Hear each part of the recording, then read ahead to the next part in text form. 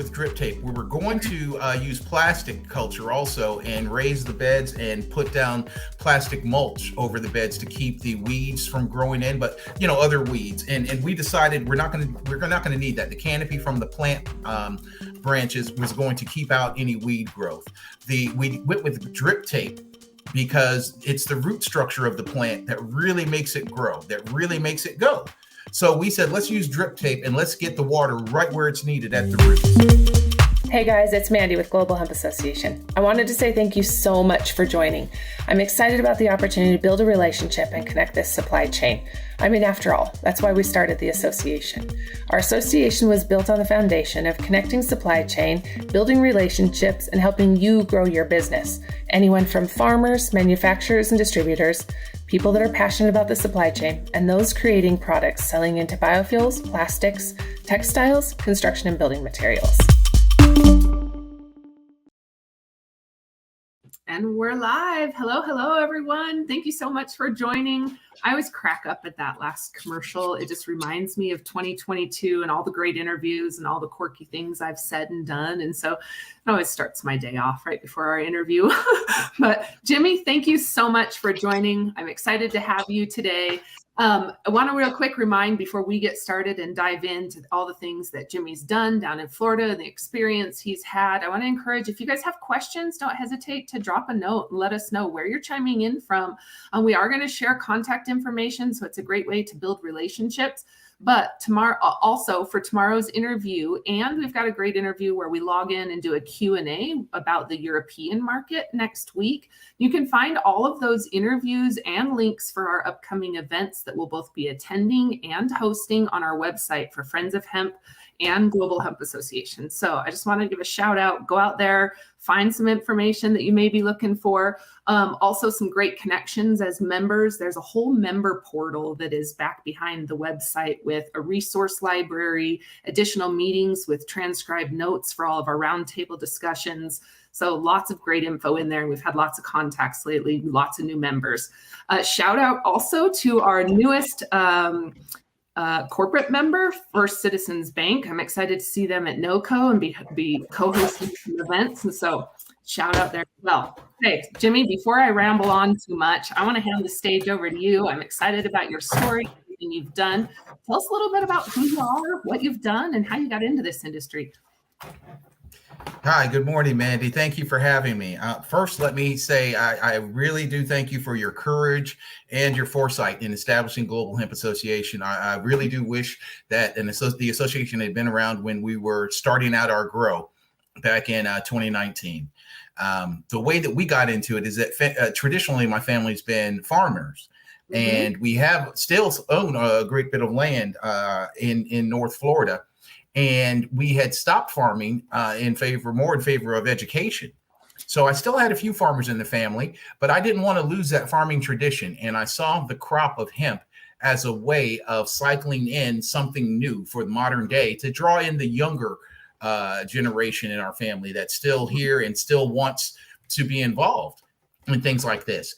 And the state of Florida jumped in after the 2014 Obama Farm Bill, granted the right for research colleges to grow industrial hemp as part of state pilot projects. Yeah. And that is essentially what the book is about, was how our family farm was fortunate enough to become a farming partner and to participate in Florida's industrial hemp, the inaugural year of the Florida Industrial Hemp Pilot Project. We were able to join through FAMU, Florida A&M University. Okay, tell me what book. We haven't talked about this awesome book. We jumped into what's there, but yeah, tell me about this book. This book right here. I'm sorry, Green Rush Fever in the Red Hills of North Florida. That's the book I wrote, and that basically catalogs my family's entry point into the cannabis community. Traditionally, one of the things we grew was sugarcane. And at the beginning of the book, I talk about how we grew sugarcane and actually boiled it ourselves as a cottage industry here in Florida, where you can sell honey on the side of the road without a license, or tomatoes or whatever you have. In Florida, as a farmer, you can do that. Well, we were hoping to do the same with hemp, but of course, the overregulation of the plant did not allow us to do that. And in the pilot project, one of the resources and part of our research was the commercialization of the plant here in the state. And we were looking at mostly the CBD factor of it. We were growing for CBD oil in extraction. We weren't growing for the fiber, but that's mostly what the book is about, our research and what we came up with, from selecting the right genetics all the way to harvesting and drying. So talk to me about some of the greatest lessons, things you've overcome and challenges that really impacted the opportunity or potential of this. One of the biggest was, and I think you've heard about it, is the difficulty that you can have in growing this plant, this magnificent plant, in this humid climate. Even in North Florida, there's still a lot of Florida's humidity here. And in North Florida, we also have the extra challenge that we're dealing with red clay as the soil, not a very loose or easily tillable type of material to grow in. But we were able to do it successfully using a lot of farming knowledge with heavy tilling, just getting in there and really working the ground and prepping it before we decided to put the plants in the ground. And once we were able to understand that part, and also to make sure that the plants were properly watered, had to put in a whole irrigation system. Couldn't just depend on God's rainwater. We had to put in an irrigation system. But those were a couple of the biggest challenges that we had initially. And then after that, it was my first time. I really don't have a green thumb. I'm a lawyer. I sit at a desk and read, So the biggest challenge is, so for me, it was learning how to grow a plant and keep it alive, a field full of plants. Yeah. It's always interesting. You said something that was really misleading in the beginning, right? That hemp doesn't need any water. It can grow anywhere. Yeah. Talk to me about, this need for irrigation, and what did you guys do? Did you guys do drip tape, or did you do pivot? What worked best? We worked with drip tape. We were going to use plastic culture also, and raise the beds and put down plastic mulch over the beds to keep the weeds from growing in, but other weeds. And we decided we're not going to need that. The canopy from the plant branches was going to keep out any weed growth. We went with drip tape because it's the root structure of the plant that really makes it grow, that really makes it go. So we said, let's use drip tape and let's get the water right where it's needed, at the roots. And the fact that, the summer sun and the sun here in Florida is really hot. It's a misnomer, just like you said, that the hemp doesn't need water. If you're growing wild hemp or ruderalis or some other variety that's really not going to be commercialized, sure, you don't need water. But for us to really get the best volume out of our crop and to really get some great plants, which we did, we needed to water, and we needed to water a lot, even without using fertilizer to wash the chemicals out. We didn't use much fertilizer, but we still needed to shoot a lot of water to our plants because the sun was just baking them. Yeah. Well, and you said something else, right? Yield is what our farmers are paid on. If we're not producing a good yield, it's really a moot point, and nobody's going to be able to continue it's no longer sustainable. So talk to me, are you guys interested, or what's progressing now in Florida specifically, moving from CBD production to potential fiber or grain production? Have you seen any of that, and what's your experience there? I have heard a lot of people wanting to make the pivot, and I just came back from a farmer participant event that was held here, a small event, but there are still about a good 10 to 15 individuals who want to farm this coming season. They want to, but they all have the same questions about, where am I going to sell my crop? What can I do with it? To a number of them had thought they wanted to go into CBD production, but they understand that there's really been a bust on the market just because of the glut, the oversupply. Even with what winds up ending up in Florida is bad product. By the time it gets to Florida, it's very bad. So there is a push. People want to grow. When you say bad, by the time the flower gets here, if they have not transported it correctly, it's got mold, it's dried out, it's all browned out, or it just wasn't good when they initially decided to store it. and covering the distance. It's coming from Colorado. It's coming from Washington State. It's coming from far, far, far away. Not even Kentucky or Tennessee. Those producers have an outlet right there. But the further away producers, for some reason, their product makes it down to Florida, and it's in the stores, it's in the smoke shops, but it really doesn't look great. It doesn't look too good. Not as good as if it was grown here, homegrown in the state. And that's the thing that a lot of the growers and potential prospective producers want to do, is be able to have their own grows here in the state. And it is very, very legitimate, and it's very feasible. Are you seeing more success in northern Florida? I wouldn't say necessarily that there's more success in northern Florida. And that is because the infrastructure still is not there for the farmer to be able to get their revenue, even a small margin of their grow, back out of the crop once they've harvested. When you're farming, it all depends on what you get out of the ground. You got to turn around and sell it so that you can buy your inputs and your fertilizer, your supplements, and everything for the next grow. And in North Florida, that hasn't really fallen into place well enough for there to be as big a push as we would have wanted. And we need the regulation, we need the regulatory environment to really get much better, so that the processing power comes to North Florida, so that the processors come here, so that we have more of an infrastructure bill. Okay, so I have a couple of questions, right? When we talk about viability, especially for a fiber crop, right, which is a lot less per acre than what the CBD crop was originally getting. What are competing crops in your area that hemp will need to buy space away from, or buy acres away from? I would say it's not corn. I'm sorry, go ahead. I was just saying it's not corn, No. I'm assuming. So yeah, what are your farmers currently growing that they would either use hemp as that rotation or substitute hemp?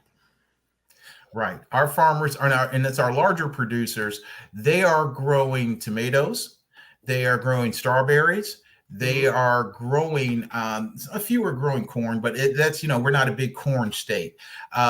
You do still have a few citrus producers who are still growing their citrus crops pretty well.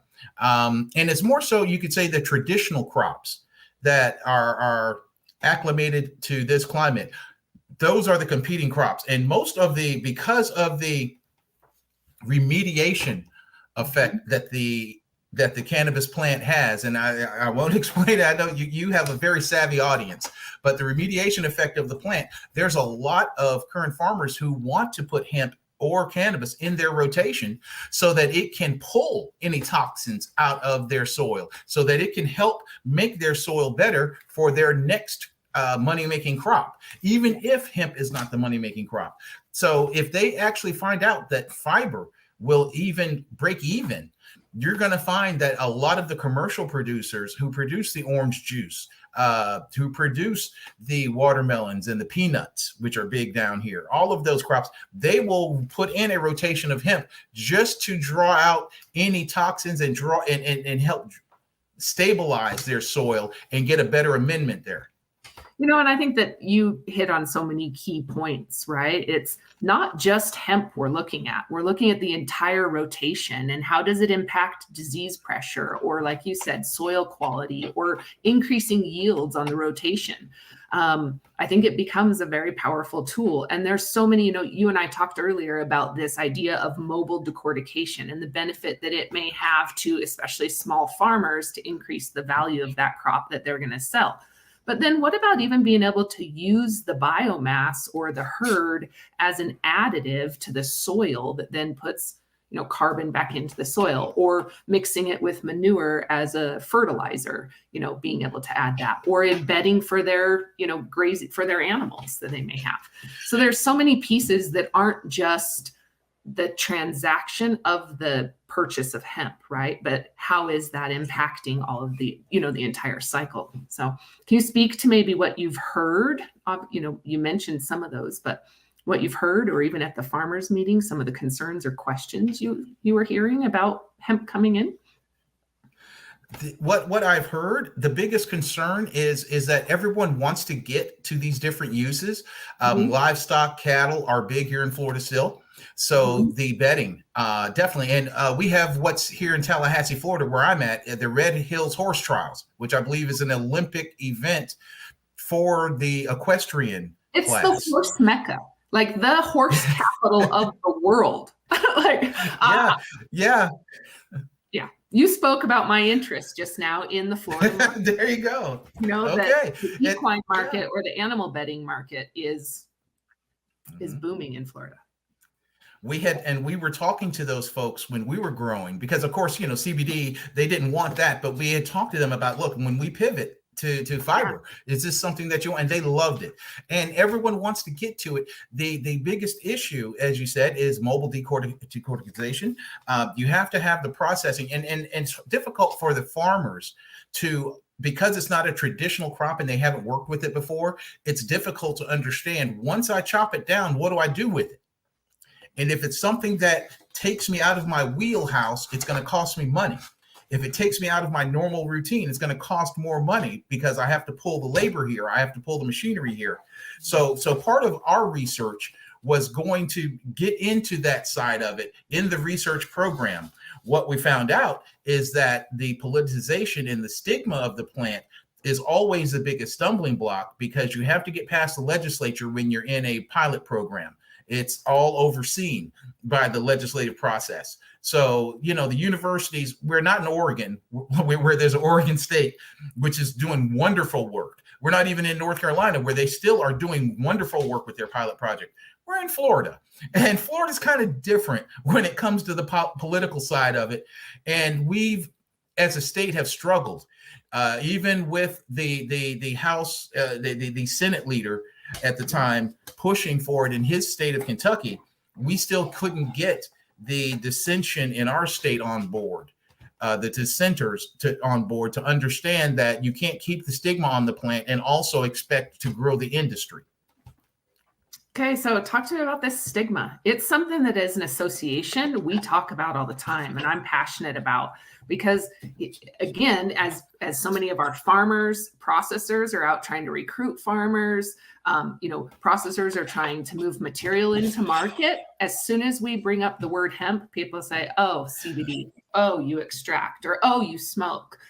So talk to me about, what is it in your viewpoint or in your perspective that the consumers need to hear, and what type of campaign needs to go out to really change the narrative to sustainability or carbon footprint or regenerative agriculture, climate smart practices? I think that all of those things are what the consumers need to hear, because that's what I have heard, the echo that comes back from, you could say, the cannabis curious, who, part of the crowd that I wrote my book for, the cannabis curious.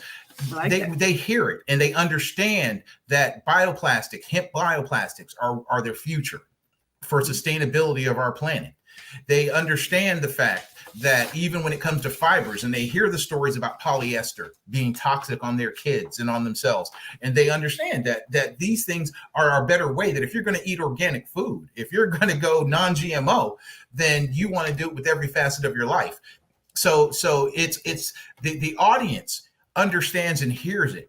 It's the big money that comes in from big pharma, that comes in from big ag, the large commercial farming corporations, those kind of things. And they're tantamount to corporate sabotage, because they are angling for their products to still lead the way in those markets. And it's not necessarily, they're not profitable or beneficial to hemp and the hemp industry. So they want to kill it in every chance they get. That's where the attack really has to be leveled at. That lobbying money, those interests have to be discounted and damped down for hemp to be able to grow. I hate to say that, but I really honestly believe that. Well, I appreciate that opinion and the feedback, and I think that really this is where, where do we as a community and as hempsters or people working in the industry to drive, localizing supply chain, or, better, more sustainable materials that are not literally killing our oceans, right? How do we come together and really make that change? And I think it's a matter of collaboration and unifying our message. Yes. I agree. That's right. Yeah. Go ahead. No. I was going to say your organization does just that. It's fantastic. Once I found your organization, I've been running with the message saying, "Oh, you got to check the website." They are so, they're on top of it. Things like, I believe in China, in Asia, they don't test hemp if its usage is going to become a dashboard, if it's going to become char or bedding, or it's going to be. And we said that initially in the pilot project. They said if you grow hot, if your crop comes up over the 0.3%, you got to burn it all. And I said, why not just let us till it back into the ground and mulch it under? You can watch us chop it all up. Nobody's going to smoke it. We're going to chop it, mulch it down, and we're going to put it right back in the ground. And they said, why would you do that? And we were like, that's what the plant does. It's a supplement. It will help the soil. So let us do that. And we were resoundingly told no, that if we grew a hot crop, we had to burn it. And fortunately, we didn't have to do that. But there is still a lot of misinformation and misunderstanding about the beneficial effects of what this super plant can do, whether you put it in your body or whether you put it back into the ground. Mm-hmm. Yeah, absolutely. So I want to give a shout out. You're just talking about how, in China and other countries, they're not testing the crop if it's being registered to be grown as, say, a char or a building material or a textile.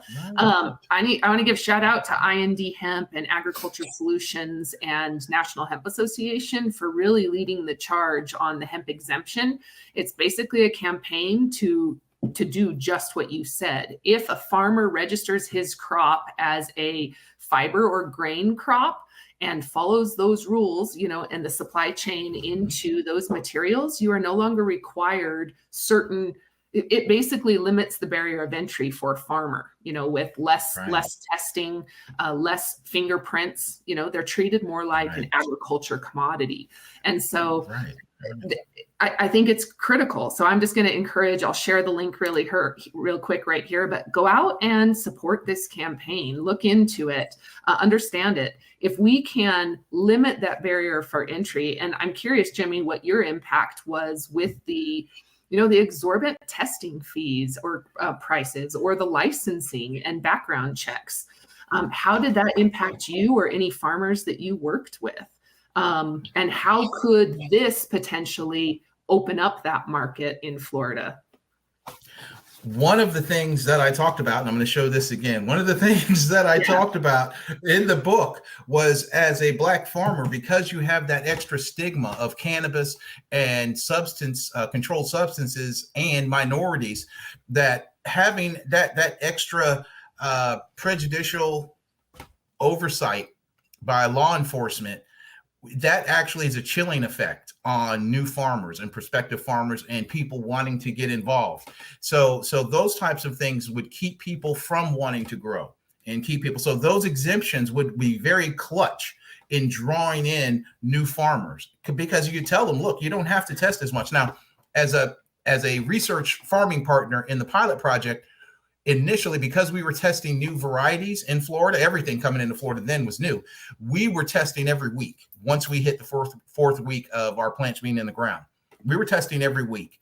And the cost was just, is incredible cost back then. And and it still is, it costs a lot, to the point where we decided that we needed our own lab. We needed to get our own testing machines. And that's what our group did. We grew in a group. And we had our own machines. Of course, we couldn't take that to the state and say that we're compliant, but we knew that we were compliant before we ever sent it to the state. Right. And it was a heavy cost. We had a lot of, and I've heard a lot. I'm from Utah, where testing was misread. The numbers were incorrect, and there were some farmers forced to destroy crop on a bad test. Right. And so I think what you did, especially in the beginning, gives yourself some reassurance and a voice, because you've got record and you've got, some legitimacy, knowing before you're sending it in. But ideally, if I'm growing just like grapes, I'm not regulated as if I'm already growing wine. right? Or Right, poppy. We talked right, about poppies. I can grow poppy in my garden, no problem. It's not until it becomes right. another substance that it's regulated differently. And so I would like to see, and again, I encourage, go out and check out hempexemption.com. There's a great group behind it. It's got lots of great information, but it really is about, normalizing the crop as an agriculture commodity. And so yeah, opens the doors big time. So tell me a little Definitely. bit. I want to dive into your family dynamic and the farm and how, what are plans in the next year, 2 years, 5 years? Our family dynamics, the farmers in our family had gotten older, as I spoke about earlier. So Yeah. one of the things I wanted to do in returning to Florida after being a big city prosecutor was to get more of the younger family members involved in the farming. And everyone wanted to take to it. And then the pandemic hit. And on a family farm, your labor are your family members. They're very close. And we took a hit with the panty. We had some members who really, I got sick. I was sick for about 6 months during our harvest. When we harvested in November 2019, I caught COVID and didn't know I had it. It was the worst flu I had in my life, and all the hallmarks were there, but there was no COVID testing. You didn't know yet. And yeah. Right. And it took me out of the equation, and it also took out several of the other members of the family who were assisting. So right now we're in a still recovery mode of getting back up to speed. And a lot of farmers in our area pivoted to their traditional crops as the pandemic started. And they have not turned away from it yet because of the shortages that are in the market for traditional crops, for good traditional crops. They have not pivoted back because they look at the hemp market and they say, where would we go to process this if we're going to grow for fiber? CBD has been on a bust, and its prices are way down, not even break even for the farmer. So our family members have looked at it in a farming sense and said, we're not going to put our money. We lost a good bit of money, and they don't want to lose any more money behind the crop. We can't afford to, even especially with a short bench on our labor side. Yeah. So we want to get back in, desperately want to get back in, but the market has to be right. The infrastructure needs to be a little bit better than where it is, and we're sure it's going to get there. Our advocacy, your great advocacy, and the other organizations helps push the ball down the field. They just can't keep moving the goalpost on us, Down. I feel like we're rolling a boulder uphill. Yes. Yes. I mean, I like the idea of that, but yes, I totally agree. Yeah. So when we talk about our traditional crops, I want to kind of understand, what is that price point that farmers that we're competing with? What is hemp competing with to move into a market in Florida? Because wheat and corn and soybean are at record highs. So we understand, in order to buy space away from the grain silos or acreage, where we kind of need to be to compete there. But what about some of these other crops that are grown in Florida? I call it like the fruits and vegetables compared to the. I don't. Yeah, I don't. And I might be of a different mind. I'm not a farmer myself per se. Yeah. And I never went into agribusiness as my undergrad background. My undergrad background, economics and stuff like that. So when I do talk to the folks who know about these things, one of the things that they tell me is that it's going to be really hard for hemp as a crop to outpace the big four large commercial farming corporations and what they want farmers to grow, because that's where the money is. And at the end of the day, most farmers still get their inputs almost on loan. They take out money in order to get the next grow underway, in order to get the next crop underway.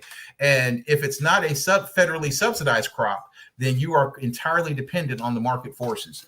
And you're not going to be able to outbid or outprice the black-eyed peas, the watermelons, or the tomatoes. Not yet.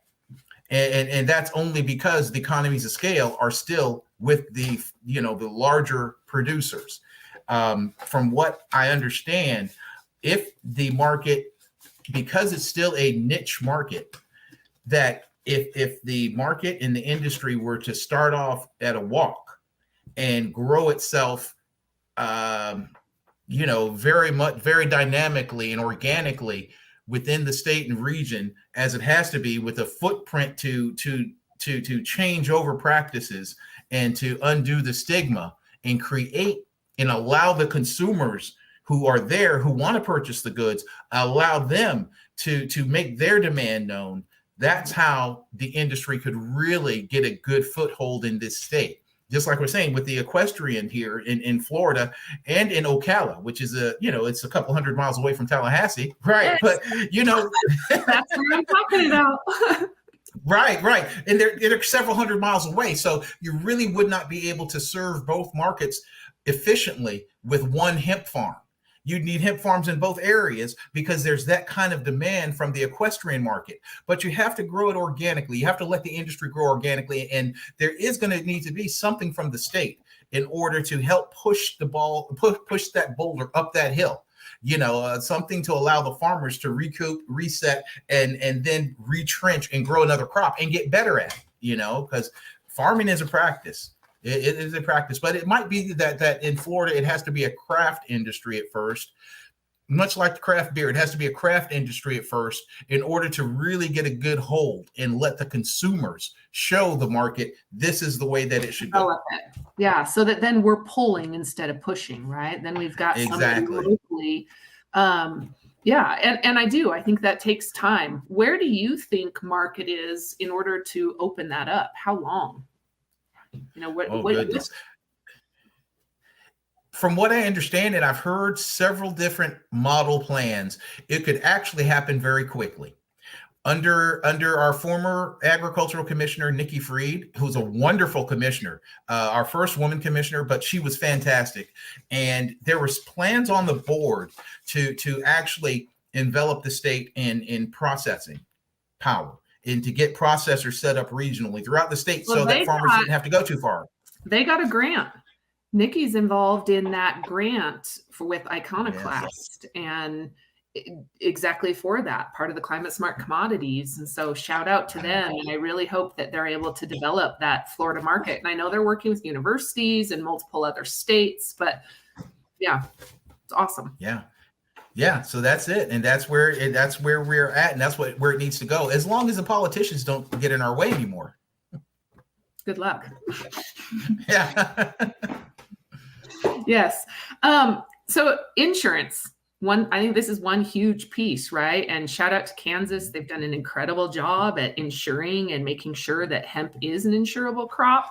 Where are you at with Florida? And was this a really big challenge? You talk about, the lending and the banking, in order to secure your next year's crop. But what about insurance for the crop? Yes, that was a big hang up for the legacy farmers in our family, and they weren't cannabis legacy farmers. They were traditional farmers, right? But they were traditional farmers, and they understood about crop insurance. They work with the USDA. Everybody's farm is registered, and insurance was a big issue. They said, what happens if? And we did not have a safety net. We were flying by the seat of our pants, and I have not heard of any major change. I'm hoping, is it the SAFE Act or the HOPE Act? In the 118th Congress. Yeah, I know. In the 118th, that one of those acts, we're hoping that they come through so that the insurance and the financial market, the F&I market, really corrects itself and provides some kind of help for the farmers so that we do have crop insurance and that we can insure our commercial farms and insure them against any kind of disaster. Okay, from your experience and what you've seen, right, understanding it may not be your expertise, but how do we keep, the big companies in farming or agriculture from coming in and taking over, say, seed production or production of, a genetically modified crop? How do we as citizens maintain more ownership? I think the first thing that we have to do is to push for home grow laws so that we can grow our own strains. We can grow our own varieties. If we want to create a hybrid on our own property and on our own farms, then let us do it. As long as it's compliant, raise that threshold of THC threshold limit to 1%. Get that out of the way. Once you do those couple. again, though, if we're putting an exemption in, right, the THC level then becomes irrelevant on some of this. Exactly. If we're growing for a fiber crop for building materials and my crop tests hot, I'm going to let it rot in the field as I read it. I almost couldn't remember the word reading. But as it's that hot material is rotting in the field or being tossed out the back of the combine. And so, yeah. So I guess how relevant is that 1% when we're looking at, grain and fiber crop? Right, it's not, and I think for to really to pull this back out of the hands of big pharma and big ag, that you really do have to make it accessible to your small farmers. That the future of hemp, and even though it's called industrial hemp, which sort of begs the response that industrial, what does that part mean? That's a question I'm always asked. What does the industrial part mean? And I say that usually means big farming, that big ag. That you're doing. Not just 50 acres, you're doing 200 acres of it. And that's what it implies, that even though it's called industrial hemp, you do have, I think if it is allowed to exist and be maintained on smaller size farms, and that those smaller size farms are able to get it to market, that will keep it from completely being overtaken by the larger corporate outfits. Yeah, we've got to be able to stabilize our small farmers, and we're seeing it across farming. I saw an ad the other day that really hit home. It was 2 jars with M&Ms in them. And one was the number of people that need to be fed. And the other one was the number of people that feed all of the globe. And it was like a couple of M&Ms in the jar to a full jar of people we're trying to feed. And the reality of ownership of land and the opportunity hemp brings to small farmers, right? To be able to add that new crop or another revenue source. It's pretty impactful. It's what I'm most passionate about, is seeing farmers like yourself be able to be successful at a smaller scale without having to give up the farm to a Monsanto. Right. Or even just rely on Monsanto for all of your inputs and seed and everything else. If you can just rely on it, and that's farming. You're usually very resourceful and you're self-sufficient. And if we allow hemp to exist in that space, I think it will continue to grow. It will continue to gain ground. For sure. Absolutely. Okay. I had a really great question. Wondering, hi, is it possible to use hemp for animal feed? Yes. And I want to give a shout out to Hemp Feed Coalition, who's doing a ton of work. I'll share the link here so you have it. But a ton of work to bring hemp feed into commercial production and really what it will do to open the market. But I am not the expert, but man, every time I learn more and more about the benefit of feed, hemp feed to animals for nutritional value, especially the equine markets, where people are paying $30,000 to take care of their animals. It is no big deal to make sure that their performance animals are fed the best nutritional, supplements, and hemp is right up there at the top. And so it's pretty impressive. But yeah, it'll be interesting to see, especially knowing as big as the equine market is in Florida, how to really open it up. It's a challenge for sure. We had our growing group in the pilot project, because it was a research project. We developed a Hemp 101 farming course, and it was just to try to get rid of the stigma and to make more people aware of the wonderful uses for hemp. And we did have a PowerPoint slide that dealt specifically with foraging and livestock and growing hemp, and in a very unmaintained, no drip tape, no anything else. Just like you said, put it out there and let the goats get to it. Let the cattle get to it. Let them eat it along with whatever else they're eating. And we had a lot of livestock producers who were very interested. And that was outside the equestrian market. They were very interested because they understood that when you look at what your livestock eats, and you can turn around and tell the people who are going to buy the livestock that they've eaten the best, it goes for a higher price. It makes all the difference. That's why everybody's looking at organic foods now and organically grown, cage free, and all other kind of things with their meats. and their meat products that they look at it and say, what did that animal eat before I'm getting ready to eat it? And hemp is one of the top foods you could feed your livestock. Right. Well, and that's what's so crazy, right? Is it's considered grass, generally regarded as safe for us to consume, but in some states it is not considered grass for our animals to consume. And again, I give shout out to Hemp Feed Coalition. They have put together an incredible group of research, professors and doctors that have done years of studies now to show where that impact actually is. And are we getting a trace of, say, CBD or THC in the meat source that then we could potentially consume? And what does weaning look like? And what's that time frame? And so it again is less and less threatening to consumers from research. However, we still have some obstacles. We definitely have some politics to get over. And supporting Hemp Feed Coalition goes a long way in getting those applications submitted to open up markets for, say, laying hens or beef, cattle. So go out, support them as well. Another great organization that's doing great things, but really focused on the animal feed market. So it's pretty impressive. So Jimmy, tell me what you have going on in this next, what's the future look like for you on the hemp side, on, your career side? What's next? I'm still writing. So I'm working on a couple of projects simultaneously. And one of the projects is a children's book that's based on hemp farming. And that's still in the works, and trying to get our family back into growing commercially for hemp outside of the research pilot project. And that's a serious undertaking, because the amount of preparation that we understand needs to go into it beforehand.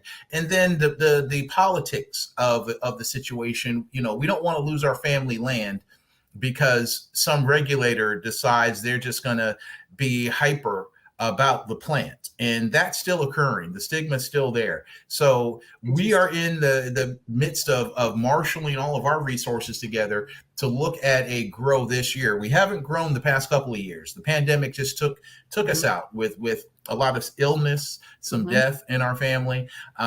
And that rocks you to the core. And for a small family farm, you can think of the Waltons almost in that sense. What would have happened if you'd lost John Boy or Mary Ellen at the time for harvesting, that you can't get everything out of the field. You can't get everything in the field, and you can't get it out of the field. So we're still working through some of those issues and making sure we marshal everything into the right path in the right way so that we can successfully do this. And we did it successfully last time.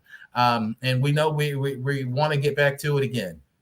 Okay, so I'm going to put this call out for those processors that are in the area. And I know that there's a number of you that have received grants from Climate Smart Commodities that already have purchase contracts for the product, or are willing to pay a little bit of a higher price to make sure that it's transported, or to be able to transport, because acreage is so sparse. How do people get in touch with you, Jimmy, if they're like, hey, I really want to see if this can work, if we can help get the acre ground here in Florida? How do people connect?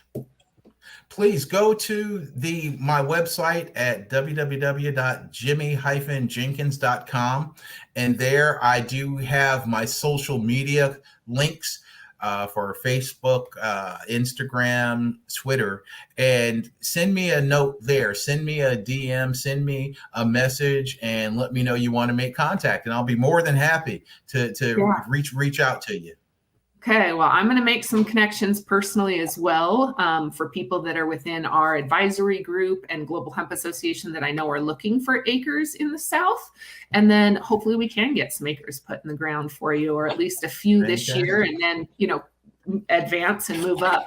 Because I'm with you. Okay. Florida is really in the chicken and egg scenario, right? There is not a lot of processing in North Florida.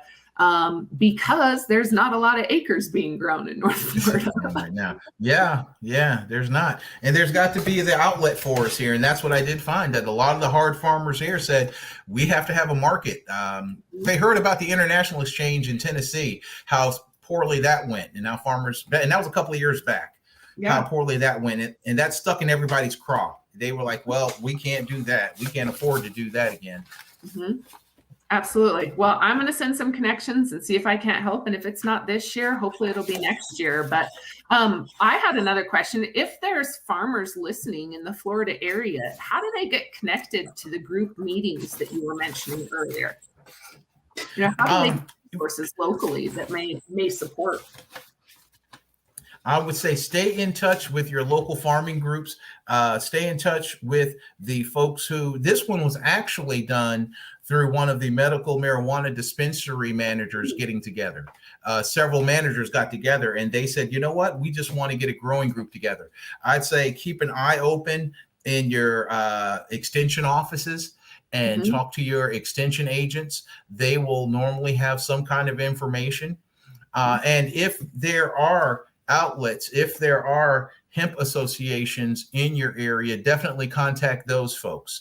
The universities, the University of Florida and Florida A&M University are also great outlets to get in contact and find out more about groups of farmers who are gathering to talk through these issues, to try to keep themselves in the loop about what's going to happen with the genetics and what's going on with the industry up to this point. Well, I'm making notes of people. Somebody else just popped in my mind that's, again, looking for acres in Florida. And so, and not going into the animal bedding market that I'd like to see develop down there, but definitely going into biofuels and composites and textiles. So I'd love to support. So what advice would you give somebody in the industry now? You came into the industry with an outside perspective, right? Coming from, law and the economic side. Talk to me about advice that you have as somebody wanting to really build and knowing we're at the forefront of this, where opportunity is really just starting to rear its head. I would say diversity.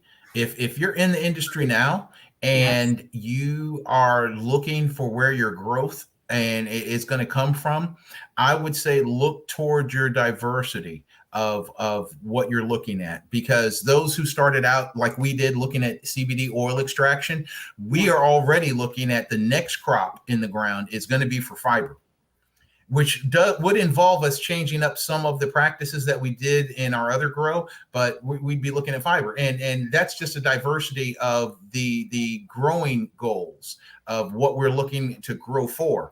I would say you want to look at diversifying your inputs and your producers, because you don't know where that next market is. One of the markets that we're actively, I have a couple of preachers in my family. And one of the things that we found out when we got our crop out of the ground was that a lot of the boomers who were in the churches loved having the hemp salve, having the topicals for their aching joints and their soreness and pains, because they no longer wanted the opioid pills.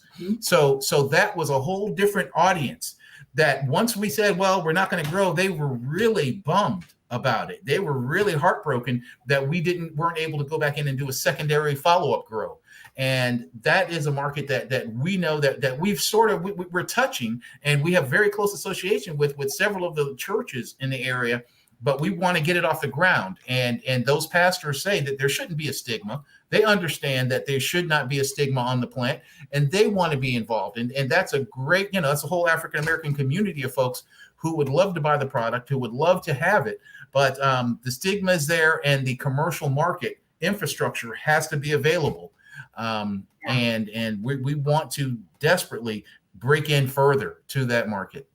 What do you think, and this is just an opinion, right? But I'm curious from you, what is the end material that's going to pull this market, right? Is it a composite? Is it a textile? What's in your opinion, that material that will give industry that pull instead of us pushing that boulder?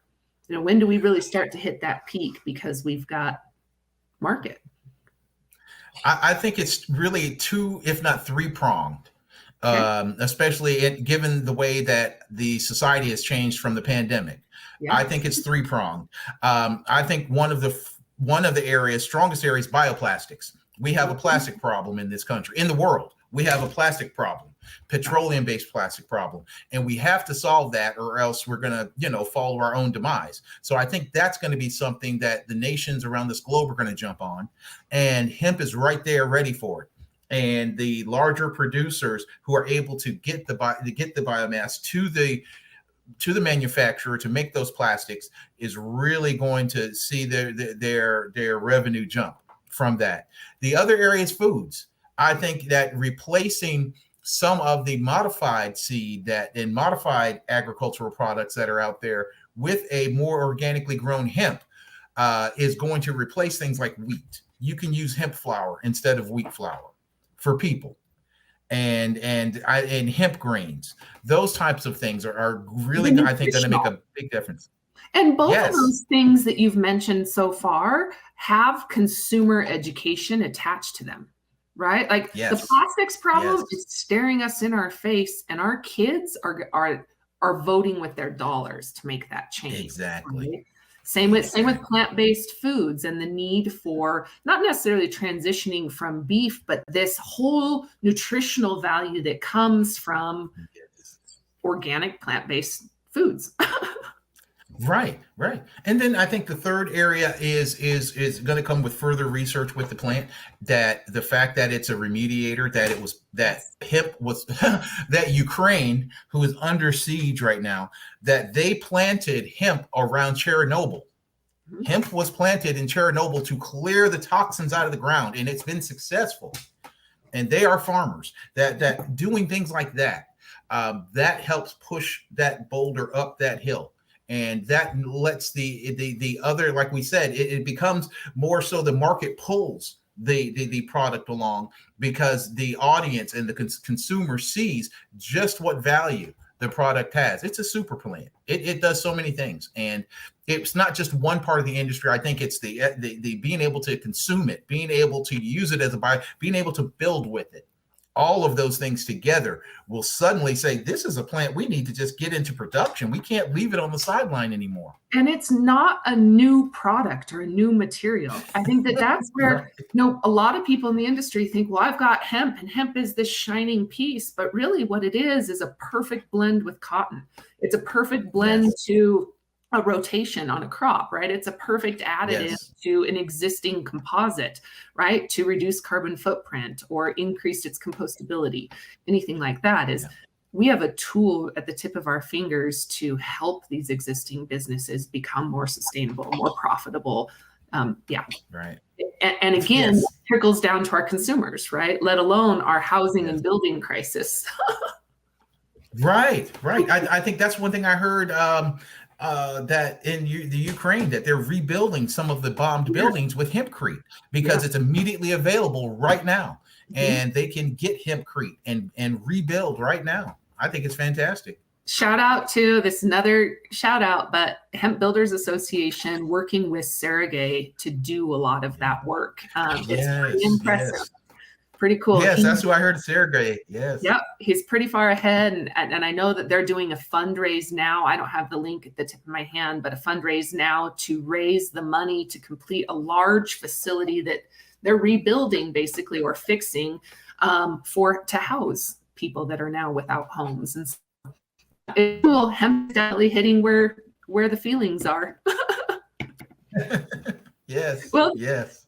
Jimmy, anything else you want to add before we log out? We're right at about an hour, and anything else you want to say? Sure. No. This is great. I would just say for folks, just keep pushing the advocacy and get rid of the stigma that it is a great party favor. I'm not gonna, it is a wonderful party favor, but there is so much more to this plant, and that's part of the advocacy, because it will save this next generation. It'll save our planet and save our next generation.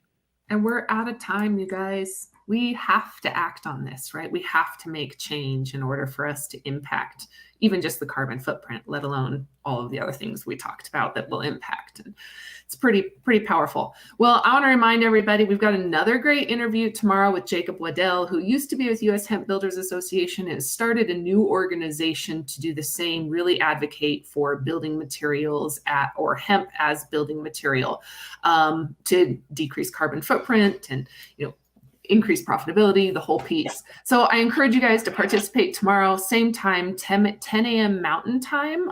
We stream live to YouTube, Facebook, LinkedIn. If you haven't already, hit the little bell on your LinkedIn or YouTube so it reminds you when we go live again. And then get onto our either YouTube channel. There's a lot of other interviews that we've posted. I think we're at like 400 interviews now we've published. And so it's pretty cool, a great library. It makes me so proud hearing everybody call and say, hey, I've watched so many of your videos. It's been a great entry point to learn about the industry and make connections. And so that was really my goal in publishing and getting them out there. And so I just encourage you guys to go find them there, as well as on our on our website, where you can register for upcoming events. Next week, we're focused on a Europe market and how it's really changed and developed over the last couple of years, and how it's really impacting also pricing here in the United States for herd. And so I'm excited to hear, what that looks like. But Jimmy, thank you so much for joining today. I'd love to stay in touch. I will send you over a couple of email intros for people that I think would be a great resource, at least to get maybe some acres in the ground. And if anybody else needs anything, don't hesitate to reach out to either Jimmy or I. We'd love to support and collaborate. Are you going to be at NOCO, Jimmy? I'm not going to be necessarily at NOCO physically, but if there's a virtual way I could be there, I definitely will want to be there.